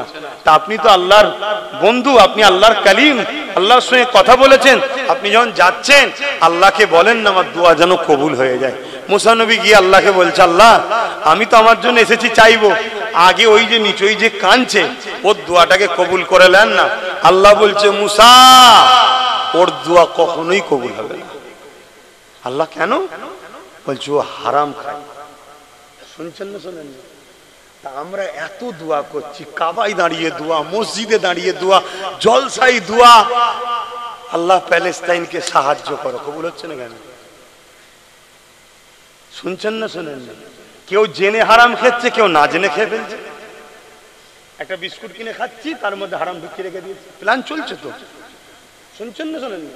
এই রিসেন্ট একটা ছবিতে দেখেন না, একটা মিষ্টি দোকানদার বলছে, আমি 17 বছর ধরে ছানাতে গরুর পিসাব দিচ্ছি যাতে করে মুসলমানরা খায় ওটা। শুনছেন না শোনেন? তাহলে কি করবেন? এই জন্য তো নবী বলেছিল আখেরি জমানায় হাতের তালুতে ঈমান রাখার থেকেও, আগুন রাখার থেকে ঈমান বাঁচানো কষ্ট। নবী কেন বলেছে? তারপরে এখানে বলবো, যদি কেউ অজানায় অসতর্কে কোন জিনিস খেয়ে ফেলে আল্লাহর কাছে, এজন্য দৈনিক আমার নবী তওবা করা শিখিয়েছে, তওবা করতে হয়। আল্লাহ কিন্তু তওবা করলে মাফ করে দেবেন। জোরে বলুন সুবহানাল্লাহ। তো যাই হোক, আমি যে কথা বলতে যাচ্ছিলাম, তাহলে আমরা দুনিয়াদারিতে চলতে গিয়ে হাজারো চেষ্টা করে, যাকাত হাজারো চেষ্টা করে দেওয়ার পরও দেখা যাবে হয়তো অইচ্ছাকৃত কারো মাল রয়ে গেছে। শুনছেন না শোনেন না? বা অনেক চেষ্টা করে কারো বাড়িতে হয়তো খাচ্ছি, সে খাবারটা হয়তো গন্ডগোল হয়ে আছে। এর জন্য শরীয়তের একটা মসলা আছে, আলেম উলামা বা সফরে যারা থাকে, সেই মসলা হলো কি, খাবার পরে দোয়া করে দেবেন, দোয়ার পারিশ্রমিক খাওয়াটা হয়ে গেল। কথা বুঝে আসছে? এটা উলামাদের জন্য, বা যারা সফরে যায়, সফরে যাচ্ছে কোনো জায়গায় কাজে, কারো বাড়িতে মেহমানদারি করতে হচ্ছে, এটা বিনিময় হয়ে যাবে। তো আমি যে কথা বলছিলাম সেটা হলো এটাই, কিন্তু আমার মা বোনগুলোর হাত কবুল হচ্ছিল কেন? মা বোনগুলো স্বামী যদি ভুল ইনকাম করেও খাওয়ায়, মা বোনেদেরকে আল্লাহ কিন্তু ধরবে না। কথা শুনছেন তো? কেন? ওদের অভিভাবক হলো স্বামী। বাপ যদি ভুল ইনকাম করে মেয়েকে খাওয়ায়, বা বাচ্চা যতদিন ছোট আছে পুরুষ, ওর জন্য ওই বাচ্চাকেও ধরবে না, ধরবে গার্জেনকে, কেন ও অভিভাবক। কিন্তু আজকে বড় প্ল্যান করে আমার মা বোনকে সামান্য 1000 টাকার ভিক্ষার নামে কিভাবে নামিয়ে দিল দেখলেন তো? হতে তো পারে এটা সুদের টাকা, এই হতে তো পারে মদ বিক্রির টাকা। এমনি তো পশ্চিমবাংলা মদ বিক্রি নম্বর 1 হয়ে গেছে, কি হতে তো পারে। মাফ করবেন একটা ভাষা বলছি, কিন্তু বুঝাতে গেলে তো বলতে হবে। হতে তো পারে এই টাকাটা ওই পতিতালয়ের মেয়েদের দেহ বিক্রি করা টাকা, যেখানে লাইসেন্স দিয়ে রেখেছে সরকার, জানেন তো নাকি? কথা বলছে না তো? আমার কি ভুল হয়ে গেল নাকি? আমি তো জানিনি বাপ, আর কিভাবে ওয়াজ করলে আপনারা খুশি হবেন। আমি তো আপনাদের খুশি করার জন্য এসিনি। আমি তো, যিনি আমাকে এখানে নিয়ে এসে বসিয়েছেন, কে? আমার মুখ দিয়ে কথা বার করছে কে? অনেক সুন্দর চেহারা আছে, কানও শুনতে পায় না, মুখেও বলতে পারে না, আছে না নাই? মুখ থাকলেই যে কথা বলবে এমনটা ব্যাপার নয়, আর আজ বলছি কালকেও যে বলতে পারবে এমনটা ব্যাপার নেই, এক্ষুনিও বন্ধ করে দিতে পারে। তা যিনি আমার কথা চালাচ্ছেন, যিনি আমায় বলাচ্ছেন, তা আমাকে তো বলতে হবে তেনার জন্য, নাকি গো? এতে যদি আপনারা কেউ কষ্ট পান, আমার কিছু করার আছে? ওই একটু গাল দিয়ে নেবেন, একটু গাল দিয়ে রাগ মিটিয়ে নেবেন। সেদিন কলকাতায় একটা মিটিং হলো, দেখলেন না, ওয়াকফের বিরুদ্ধে? হ্যাঁ, দেখেছেন? একটা মিটিং হলো, সেই মিটিং এ একজন দাড়িওয়ালা, এরকম দাড়ি, মাথায় টুপি দিয়ে আমার বাপ তুলে গাল দিচ্ছে, মা তুলে, দেখেছেন তো নাকি? হায় হায়, এরা আবার বলছে এক হতে হবে। হ্যাঁ এক হতে হবে, আমিও বলছি, কিন্তু মুনাফিকের সাথে নয়, মুমিনের সাথে। আর মুমিন চিনার নমুনা কি প্রথমে বলেছি, বলো জোরে বলো। হ্যাঁ, যার রসুলের দিকে আদব ও প্রেম আছে, সে যে কোনো সিলসিলা হতে পারে, দেওবন্দি হয়েছে, তাবলীগ হয়েছে, ফুরফুরাওয়ালা হয়েছে, বেরেলি, আরে কারো কোনো জায়গায় উস্তাদ আছে, পড়াশোনা করছে। যদি তোমার সঙ্গে আমার জুজিয়াত মসলার লড়াই থাকতে পারে, আমাদের সঙ্গে অনেক সিলসিলার জুজিয়াত মসলার লড়াই আছে। আজানটা মসজিদের বাইরে দেবে না ভেতরে দেবে, ফাতিহা খাবার সামনে নিয়ে করবে না হাড়ি তো ওখানে থাকবে এখানে করবে, এরকম জুজিয়াত কিছু লড়াই আমাদের মধ্যে আছে। এই লড়াইটা বড় লড়াই নয়, কিন্তু আকীদার লড়াই হলো হুজুরকে নিয়ে। যাদের হুজুরের বেলায় আকীদা নেই তাদের সঙ্গে মিশা হারাম, চলবে না, তারা মুসলমানই নয়। শুনছেন তো নাকি? হ্যাঁ, জুজিয়াত মাসলা লড়াই হয়েছে, ও তুমি তোমার শায়েখকে মানগে যাও, তুমি তোমার আমিরকে মানগে যাও, তুমি তোমার পীরকে মানগে যাও, আমি জবানার মুজাদ্দেদকে মানি। কিন্তু মসজিদ এখন আমাদের সবার, মাদ্রাসা সবার। আসো আমরা সংগঠিত হই, একতা হওয়ার দরকার আছে না নাই? কিন্তু কাদের সাথে? যাদের আকীদা নবী মরে গেছে তার সাথে একতা হবে। যাদের আকীদা কিয়ামতের দিন নবীও ভাল ভাল করে চেয়ে থাকবে, তাদের সঙ্গে একতা হবে। তাহলে আল্লাহ সাহায্য পাবেন? আল্লাহ তো মেরে ফেলবে আরো। হ্যাঁ, একতা হব। হ্যাঁ, জুজিয়াত মাসলা আমি দাঁড়িয়ে সালাম দিই, কেউ বসে দেয়, দাঁড়ানোটা কি ফরজ, ওয়াজিব, সুন্নাতে মুআক্কাদা না? এটা প্রেমের ব্যাপার, আমার ভালো লাগে দিই, ওর ভালো লাগে না বসে দেয়। এ নিয়ে তো আমাদের ঝগড়া করা উচিত নয়। আমাদের ঝগড়া আকীদা যার সঙ্গে সমস্যা, আর আকীদা মুহাম্মদ রাসূলের সঙ্গে প্রেম ও আদবের সাথে গাঁট বাঁধার নাম ঈমান। জোরে বলুন সুবহানাল্লাহ। তো অস্ত করেই যাচ্ছি, নামাজ হবে তো, সংক্ষেপ করি নাকি? অনেক সময় হয়ে গেছে, আসেন আর কথা বেরিয়ে লাভ নেই, একটু সালাম দিয়ে লি। ইয়া নবী সালাম। এই ছেলেটা কি করছে? কি করছে? এক হাতে মোবাইল আর আরেক হাত কোথায় তো? কি সমস্যা?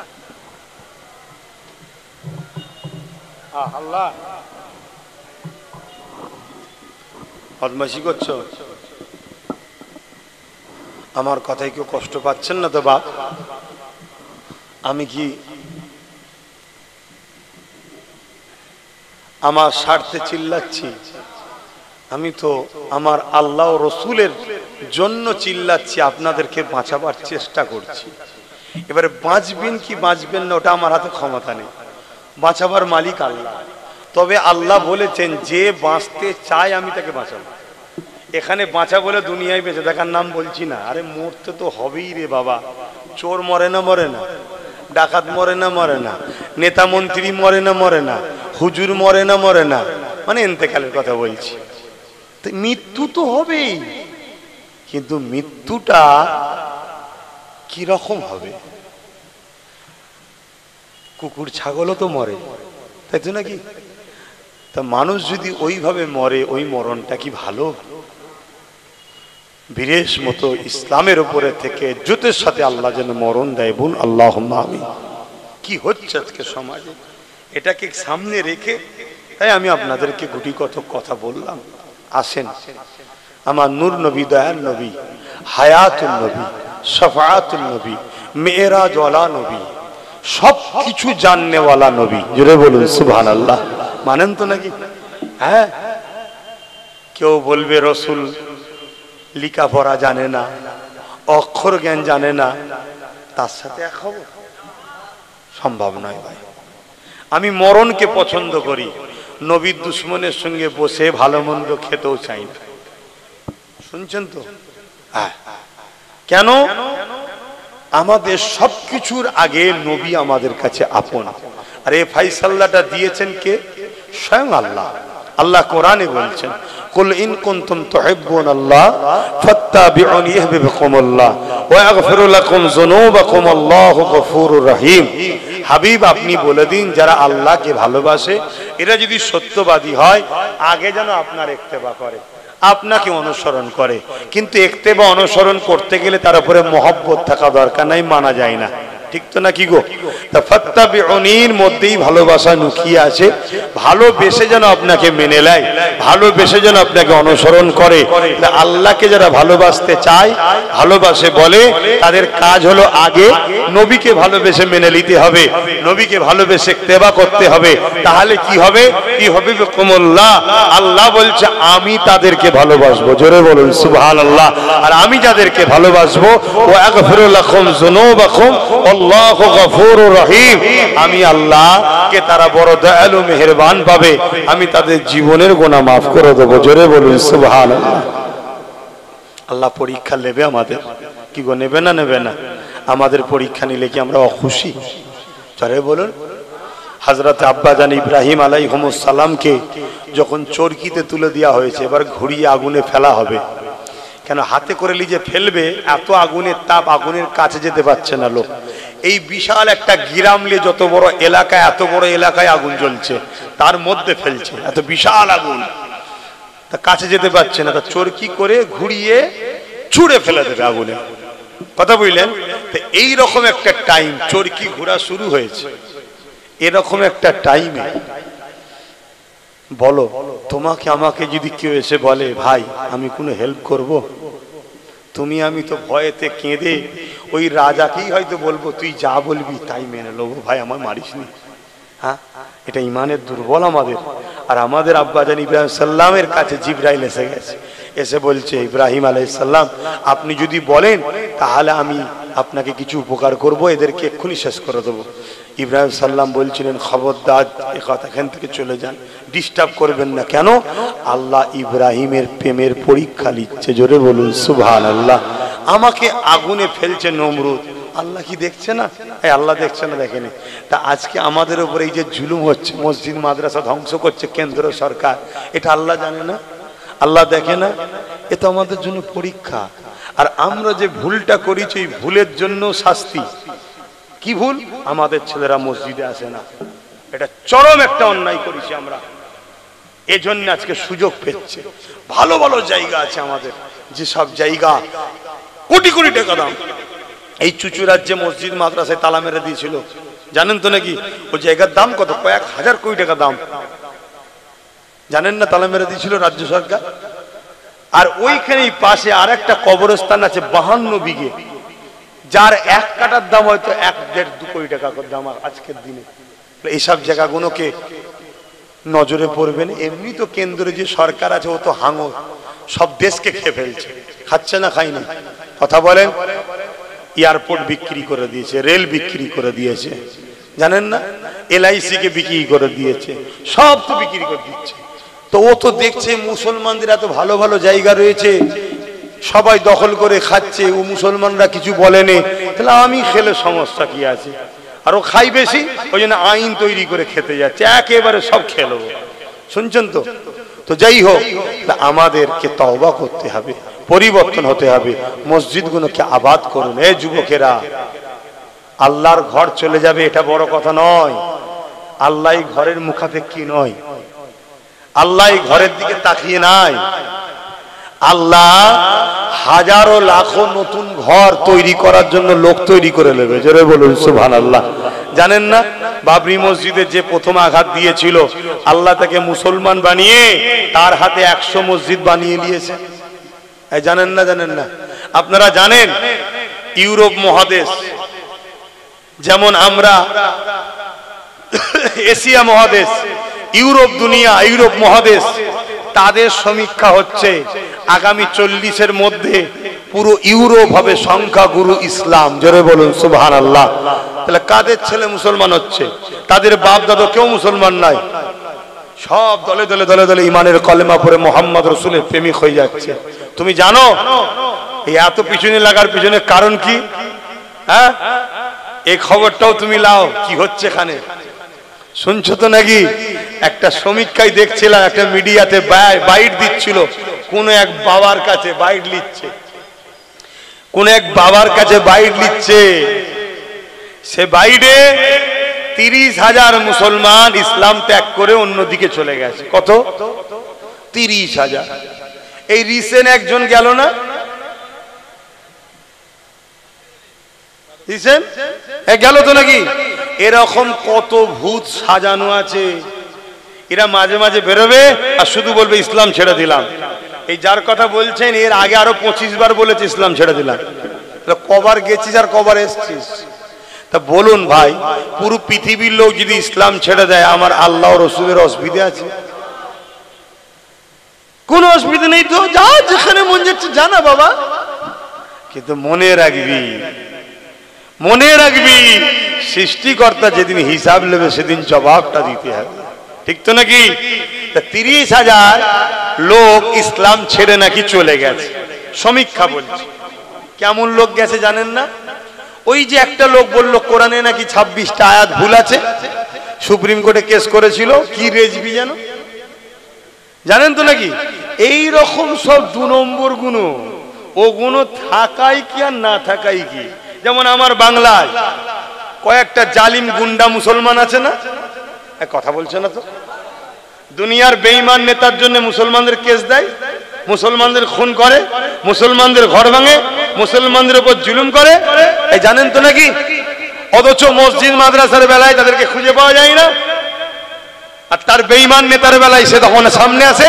এরকম কিছু 2 নম্বর মুসলমান, তারা অলরেডি ইমানদার নয়, তারা চুপ করে মুসলমান সেজে আছে, মুসলমানের অংশ ভাগিদারিটা নেবে বলে, নিয়ে বেঈমান নেতাকে শুধু দেবে।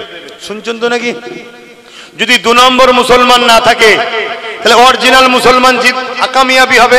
নওশাদের মতো যদি আরো 40-50টা কামিয়াবি হয় এই বাংলায় মুসলমান অরিজিনাল, তাহলে এই মুসলমানদের সমস্যা দূর হবে না? হবে না? তাই 2 নম্বর রাখা দরকার। ওই 2 নম্বর গুলোকে শুধু দেখাবে, এই তো মুসলমান, এই তো দিয়েছি, এই তো দিয়েছি, অথচ হারামখোর মুসলমানই নয়, ও সেজে আছে। ও আমাদেরকে শুধু ড্যামেজ কন্ট্রোল করে, আমাদের যে হিস্সা 10% হোক, 20% হোক, 30% হোক, ওই হিস্সাটাকে নিয়ে ওর ওই বেঈমান নেতার কাছে দেয়। শুনছেন তো নাকি? এটা হলো একটা পলিসি, আমি বুঝাতে পারছি তো নাকি? এটা পলিসি, মানে নোটটাও নেবে, খুচরোটাও নেবে, নিয়ে সব যে দেবে। এজন্য এরা দেখবেন সুযোগের অপেক্ষায় আছে। ঠিক যখন কোনো এমন দিন আসবে, এরা দেখবেন ঝুপঝাপ করে সব লাভ মারছে, বলবে ইসলাম ছেড়ে দিলাম, ইসলাম ছেড়ে দিলাম, ইসলাম ছেড়ে দিলাম। সেদিন তোমাদের কি হবে? কথা বলো, তোমরা ছেড়ে দেবে? তোমাদের পাশে কে দাঁড়াবে? এজন্য বলি, মাথা ঠান্ডা করে কাজ করো, বোঝো।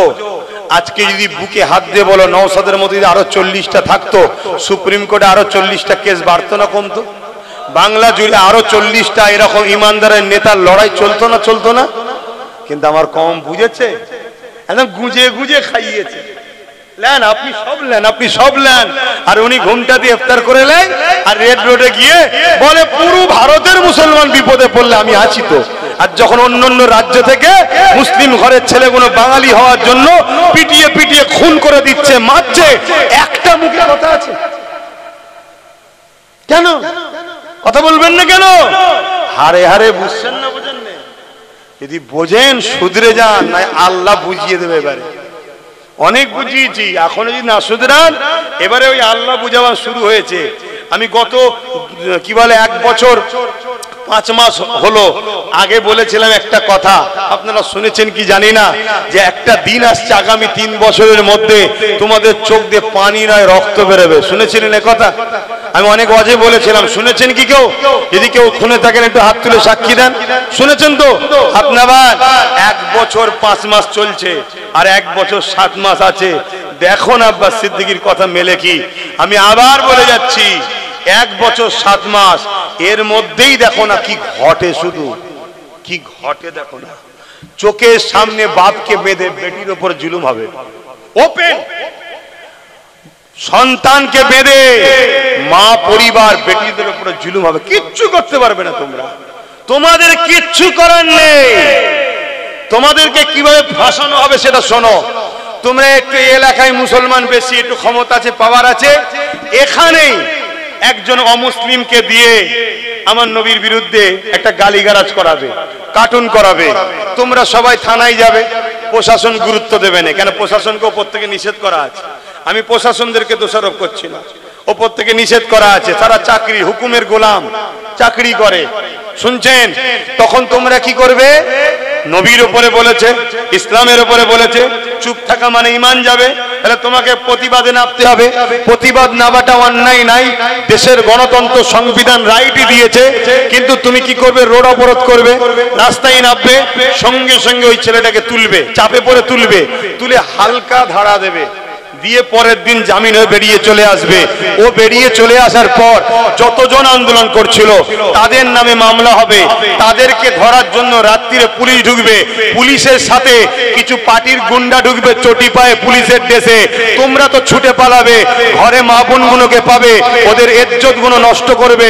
এমন কি শোনো, তোমাদের এই কেসের এমন এমন ধারা দেবে, ওইগুলোকে জামিন করতে করতে কারো 5,000 কারো 10,000, তুমি 5,000 10,000 দেখছো।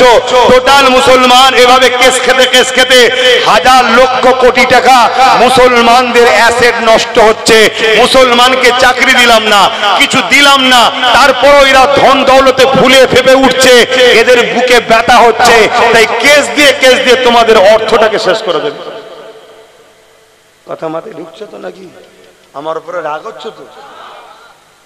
যদি হয় ভাই গাল ফেড়ে নেবে, পারছে তো অনেকে।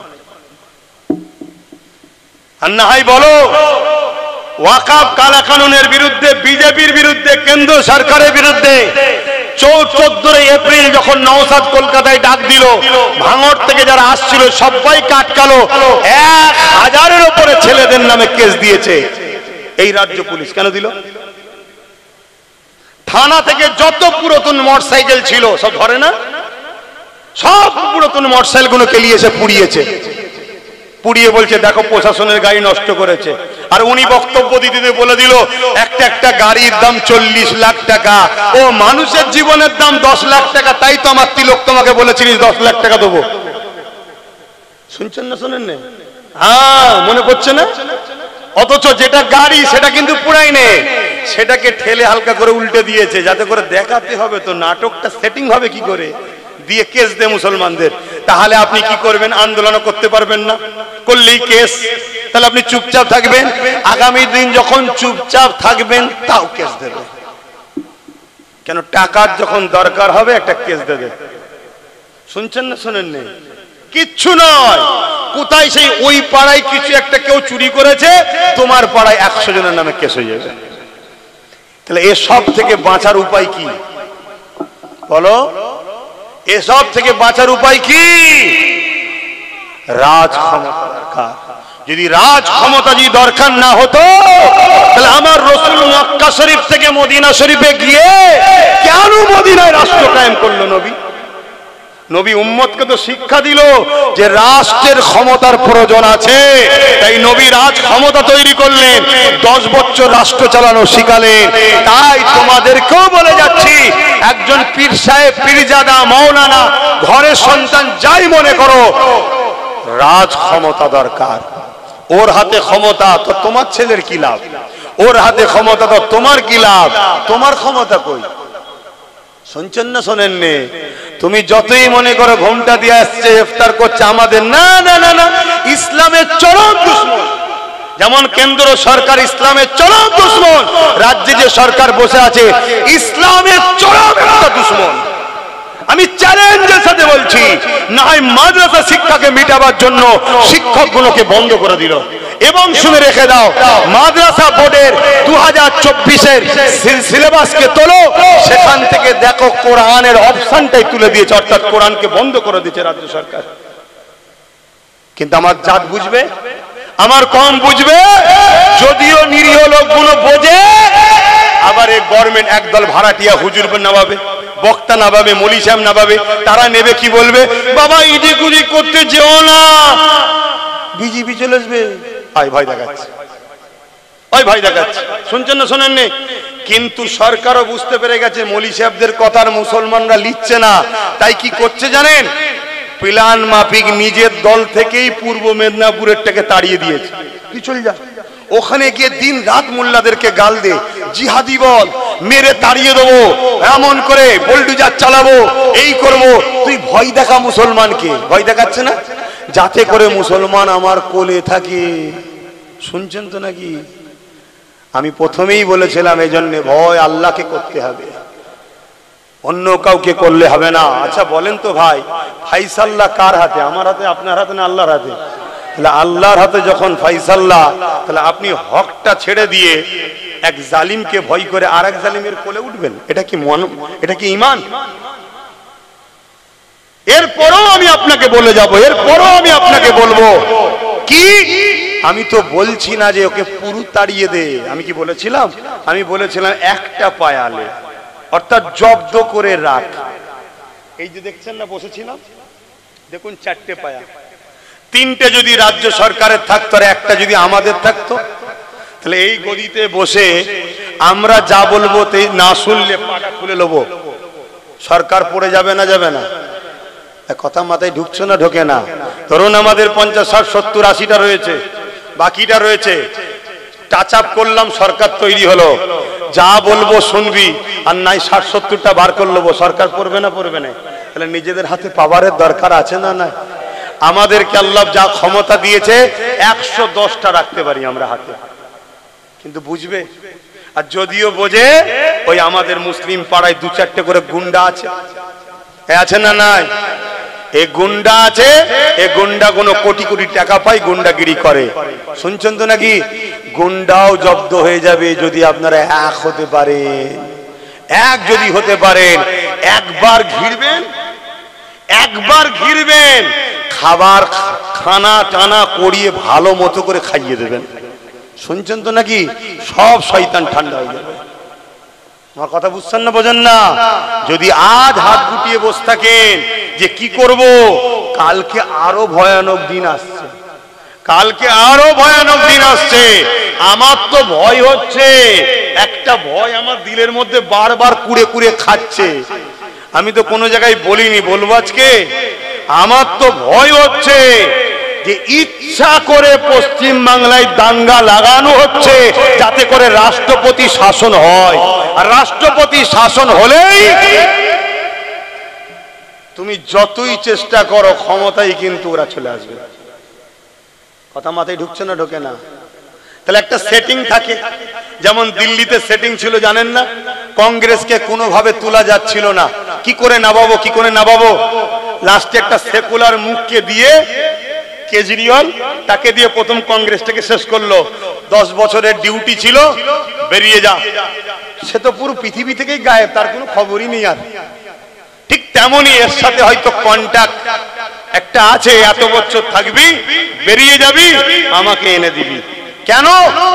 কোনোভাবে হলো, এর আগে যা ছিল আমি তাকে ভালো বলবো না, কিন্তু যাই হোক দাঙ্গা ধর্ম বিভাজনটা কিন্তু করতে দেয়নি। জুলুম করেছে, আমি অস্বীকার করবো না, করেছে। ও তোমাদের মতো আমি লোক নয়, অন্যায় অন্যায় বলতে হবে, কিন্তু এটা তো করতে দেয়নি। অতএব তাকে সরাতে গেলে পলিসি হিসাবে একটা ঘোমটাওয়ালা লিয়াই একে নিয়ে এসে বসিয়ে দিয়েছে। এবারে কন্ট্যাক্ট হয়ে গেছে, যে কোনো ভাবে একটা অশান্তি লাগিয়ে রাষ্ট্রপতি শাসন করে দিয়ে আমরা চলে আসি। তাহলে তখন কি হবে তোমার আমার? তাহলে আব্বাস সিদ্দিকী যে 21-এ বলেছিল, এখন বলুন আমি কি অন্যায় করেছিলাম? একটু আওয়াজ দিয়ে বলবেন, অন্যায় করেছিলাম কি? আমি আমার ভাইটাকে 42 দিন জেল খাটালাম আমার জন্য। আমি আমার ভাইটার মাথায় হাজার হাজার কেস চেপে আছে। আমার ভাইটাকে মারলো গাড়িতে, জানেন না? তার হাত ভাঙলো, কাঁচ ভাঙলো, হাত রক্তাক্ত হয়ে গেল। কত রকম মিথ্যা মিথ্যা ইলজাম, জুলুম, অত্যাচার, আজও তাকে গাল খেতে হচ্ছে। সব আব্বাস সিদ্দিকীর জন্য হলো। তাকে আমি বুঝালাম যে দেখ, আমি তো জলসায় নেমে গেছি, পীর মুরিদি করছি, জলসা করছি, এখন আমি যদি কোনো জায়গায় নেতা হয়ে দাঁড়াতে যাই, এটা মানাই না। কেন? রাজনীতি মানুষের জন্য হয়, ঠিক না বেটি? এখানে হিন্দু গরিব হোক, যেই হোক, সবাইকে দেখতে হবে। তাই আমি পাচ্ছি না, তুই যা, আমি তোকে সাপোর্ট করব। আমি তো মনে করি আল্লাহর রহমত যে রাজি হয়ে গেছিল। ও তো বলতে পারতো না না আমি ওখানে নেই। একটা এমএলএর টাকা কত? মাস গেলে 1 লাখ টাকা। অহংকার নয়, আল্লাহ এমনও দিন দেয়, একদিনে 1 লাখ টাকা দেয়। আপনাদের আবার হিংসা হয়ে গেল না তো? ইও তো বলেও তো ফ্যাসাদ, বলবে দেখেছিস কত টাকা। আরে আল্লাহ দিচ্ছে তো, আপনার ব্যথা হচ্ছে কেন? এবার আমি নিয়ে নিজে সব খাচ্ছি না কি করছি সেটা আল্লাহ জানে, যে দিচ্ছে সে জানে। কথা মাথায় ঢুকছে না ঢুকে নেই? তাহলে ও তো পারতো আমার পাশে বসে গদি দিয়ে বসে থাকতে পারতো, তো ও তো জলসা করতে পারতো। তাহলে আপনাদের তো ভাবা দরকার যে ও যখন আমাদের হয়ে কথা বলছে, ঠিক আছে বাকি জায়গায় না হয় অন্য কারো কথা ভাববো, যেখানে যেখানে নবী বংশের আওলাদ আছে তাকে আমি সাপোর্ট করবো, এটা দরকার ছিল না? ছিল না? ভুল হয়েছে না হয়নি? আগামী দিন এই ভুলটা করবেন না। মাথায় থাকবে তো কথাগুলো নাকি? না বিরিয়ানি ফিরিয়ানি পেয়ে ভুলে যাবেন, 500 টাকা পেয়ে ভুলে যাবেন না তো? তো যাক, অনেক কষ্ট দিয়ে ফেললাম, কে কে মনে রাগ করলেন জানি না। যদি কারো রাগ হয় ওই 3 জনের মতো তো বেরিয়ে যেতে পারতেন। কাউকে আমি কি জোর করে রেখেছি? কি গো, আসেন একটু সালাম দিয়ে লিয়া নবী সালাম ইয়া রাসূল ইয়া হাবিব সালাম সালাম। কঠিন হাসরের দিনে কি আছে মোদের কপাল